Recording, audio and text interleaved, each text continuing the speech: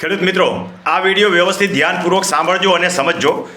હું રમણીકભાઈ કોટડિયા અનેક પ્રકારની ખેડૂતોની સેવા કરું છું. રેવન્યુ રેકર્ડ બાબતે ગામે ગામ જઈ અને આખા ગુજરાતની અંદર સેમિનારો કરું છું 2 થી 3 કલાકના, અને ખેડૂતોને રેવન્યુ રેકર્ડ બાબતે જાગૃત કરું છું.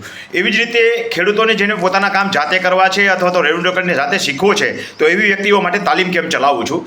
અને આપને ખબર છે કે દર મહિનામાં એક વખત તાલીમ કેમ્પ હોય છે. જેને કંઈ પ્રશ્ન હોય એ આગલા દિવસે આવે, અને બાકી રેગ્યુલર શીખવા માટે શનિ અને રવિ 2 દિવસનો તાલીમ કેમ્પ હોય છે. આ રીતે કુલ 3 દિવસ થયા. હવે જે કોઈ વ્યક્તિ મને પ્રશ્ન પૂછે છે એમને હું જવાબ આપું છું, અને અન્ય વ્યક્તિઓને કામમાં આવે એટલા માટે યુટ્યુબની અંદર મૂકું છું. પરંતુ આ તમામ પ્રકારની સેવાઓ જે છે એ જે લોકો મારી રેગ્યુલર ચેનલ સાંભળતા હોય ને જોતા હોય એમના માટે છે. હવે ફેસબુકના માધ્યમ દ્વારા જે લોકો સાંભળે છે એને તકલીફ એ છે કે એને રેગ્યુલર વિડીયો મળતા નથી અને સિક્વન્સમાં મળતા નથી. તો હું જે તાલીમ આપું એ બધા વિડીયો હું સિક્વન્સમાં મૂકું છું, અને વ્યવસ્થિત સમજવા માટે થઈ અને ફેસબુકવાળા મિત્રોએ યુટ્યુબની અંદર જઈને રમણીકભાઈ કોટડિયા લખવું અને પછી રેગ્યુલર વિડીયો જોવા.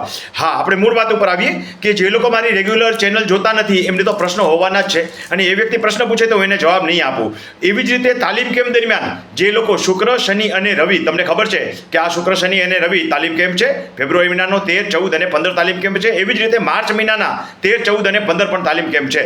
જે લોકો આ તાલીમ કેમ્પ દરમિયાન મને પ્રશ્ન પૂછીને ડિસ્ટર્બ કરશે, એટલે કે વોટ્સએપની અંદર પ્રશ્ન પૂછશે, તો સ્પષ્ટ સાબિત થશે કે એ મારી રેગ્યુલર ચેનલ જોતા નથી. અને જે રેગ્યુલર ચેનલ જોતા નથી એમને મેં કીધું કે એમને તો અનેક પ્રશ્નો હોવાના જ છે, તો એમને માર્ગદર્શન આપવાનો કોઈ મતલબ નથી. તો આશા રાખું છું કે તમે આ દરમિયાન એટલે ફેબ્રુઆરી અને માર્ચના 13, 14 અને 15 શુક્ર, શનિ અને રવિ કોઈ પ્રશ્ન પૂછશો નહીં. હવે એક બીજી મહત્વની વાત કે જે લોકો ચેનલ જોતા નથી એને તો ઠીક છે, પણ જે લોકો ચેનલ જુએ છે એ પણ સમજતા નથી કે જે પ્રશ્નોના જવાબ અપાઈ ચૂક્યા છે એમના જવાબ માટે પ્રશ્ન પૂછીને સમય બગાડવાનો કોઈ મતલબ નથી.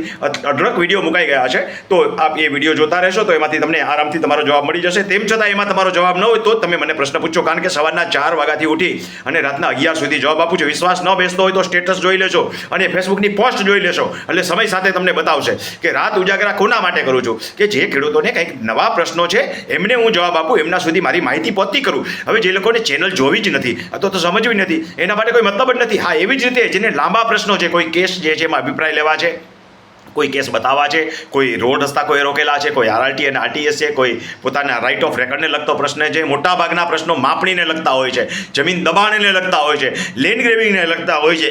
તમારી જમીન જો દબાતી હોય તો એમાં ઘણા લાંબા પ્રશ્નો છે. કોઈને મોટી પીડીએફો હોય અને એ ચેક કરવાની હોય તો એ પણ વોટ્સએપમાં મૂકો તો એ શક્ય નથી. આવી વ્યક્તિઓએ તાલીમ કેમ્પના આગલા દિવસે આવવું અને એમનો લાભ લેવો. આ આપણે વ્યવસ્થા રાખી છે એટલા માટે કે રોજના 400-500 મેસેજ હોય છે. એક મેસેજને 1 મિનિટ ગણો ને તમે જોવા માટે થઈને, ખાલી સમજવા તો પડે ને, તો એમાંથી લગભગ 6-7 કલાક વહી જાય. હવે એમાંથી મારે જવાબ આપવાનો સમય બચતો નથી, કારણ કે મોટાભાગે તો આગલા પ્રશ્ન પૂછાઈ ગયા હોય એ પૂછીને પ્રશ્ન પૂછે છે, યુટ્યુબ જોતા નથી અને પ્રશ્ન પૂછે છે અથવા તો સમજતા નથી. હવે જેના ક્રિટિકલ પ્રશ્નો છે એમને તો આપણે શુક્રવારે રાખવાના છે, ખાલી પીડીએફ નાખવાનો કોઈ મતલબ નથી. એવી જ રીતે તાલીમ કેમ્પ દરમિયાન દર મહિનામાં મેં તમને કીધું એમ 3 દિવસ હું એંગેજ હોઉં છું. એ દરમિયાન કોઈ વ્યક્તિ પ્રશ્ન પૂછે તો એ સ્પષ્ટ સાબિત થાય છે. આ બધા વ્યક્તિઓ સ્પષ્ટ સાબિત થાય છે, જેટલી મેં ઓડિયોમાં કીધી ને, વિડીયોમાં કીધી ને, તો એ લોકો જે છે એ યુટ્યુબ ચેનલ જોતા નથી તો એમને જવાબ આપવાનો થતો નથી. એના માટે બીજો વિકલ્પ એ છે કે એ લોકો તાલીમ કેમ્પમાં આવશે તો ઘણી બધી જાણકારી પણ લઈને જશે. તાલીમ કેમ્પની અંદર અઢળક બાબતો એવી શીખવાડું છું કે જે ખેડૂતોએ કદી સાંભળી અને સમજી પણ ન હોય. જુનિયર એડવોકેટ મિત્રો પણ હવે તાલીમ કેમ્પની અંદર આવે છે. તો આશા રાખું છું કે તમે મારો કહેવાનો ભાવ સમજી ગયા હશો. ન સમજ્યા હોય તો આ વિડીયોને 2 વખત જોઈ લેજો.